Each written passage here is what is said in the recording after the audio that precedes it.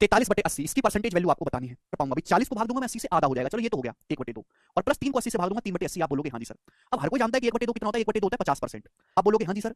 अगर 1/8 12.5% है तो 1/80 कितना होगा, 10 से भाग देना है। अगर 1/8 12.5% है, बटे 80 10 से भाग दोगे, 12.5 को 10 से भाग दोगे तो 1.25 आएगा। लेकिन 1/80 का मतलब 1/8 12.5 10 से भाग दे, 1/80 12.5 को 10 से भाग देंगे 1.25, इसका 3 गुना है।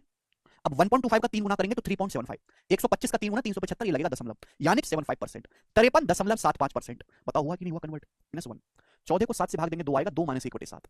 इससे आपकी कैलकुलेशन थोड़ी कम रहेगी, थोड़ी कम कैलकुलेशन रहेगी आपकी। आप बोलोगे सर कैसे? भाई 2 का मतलब 1 का मतलब 100%, अगर 1 का मतलब 100% है तो 2 का मतलब 200%। 1/7 हो गया 14:2/7%। मैंने आपको कल समझाया था 1/7। 14 सही, 2/7%। आप बोलोगे हाँ जी सर बिल्कुल सही, बात समझ में आ गई। बोलो 200 में से 15 घटाओ 185, 200 में से 15 घटाओ, बटे क्या है मेरे दोस्तों, बटे आएगा 7/7। ऊपर क्या आएगा बच्चों, 7 और 2 का डिफरेंस 5, ऊपर आएगा 5। 185 सही 5 बताइएगा। 6 72, 6 बार जाएगा, 6 से 1 कम है, 6 - 1/12 में ऐसे लिख सकता हूं मैं। 71 के नजदीक 12 का मल्टीपल है 72, ऐसे लिख लो। 72/12 6 हो गया, ये 6 - 1/12। तो ऐसे आपकी कैलकुलेशन कम पड़ेंगी। 8:1/3%, 1/12, 8 सही 1/3%। कल का लेक्चर नहीं देख के आयो तो आज का भी मत देखो, कोई जरूरत नहीं है देखने, कोई जरूरत नहीं है। ये जो नंबर है 8 से बड़ा है, 9 से छोटा है, तो इससे जस्ट बड़ा इंटीजर है 9। तो 600 में से क्या करते हैं, 600 में से पहले आप 9 घटा लेते हैं। 600 में से 9 घटाओ 591, 600 में से 9 घटा लो 591।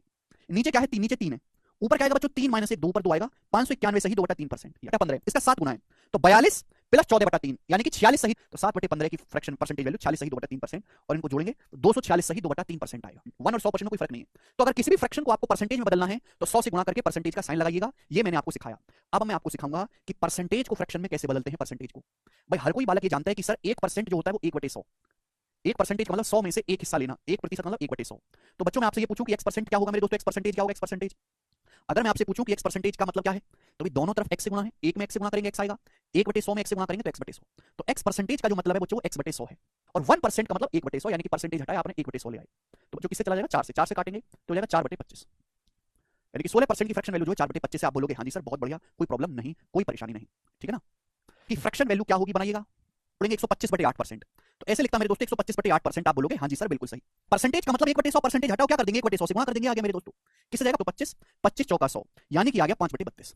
तो इसकी जो फ्रैक्शन वैल्यू होगी वो 5/32 हो गई। हर बालक को बात समझ में आता है, हर तरीके से पता होना चाहिए। अब 4% का 4 गुना है, 4 चौक 16, तो 1/25 का भी 4 गुना होने चाहिए 4/25। तो आपको अपनी स्पीड को इतना बूस्ट करना है कि आपका दिमाग तुरंत रिस्पॉन्स करे। जरा 42.84%, 42.28% की फ्रैक्शन वैल्यू जो होती है 1/7 होती है, 14.28% की फ्रैक्शन गुना 0.84, तो ये भी 1.7 का 3 गुना 3/7 आ जाएगा कि नहीं आ जाएगा। आप बोलोगे हाँ जी सर बिल्कुल आएगा, तो बड़ी अच्छी बात बताई आपने।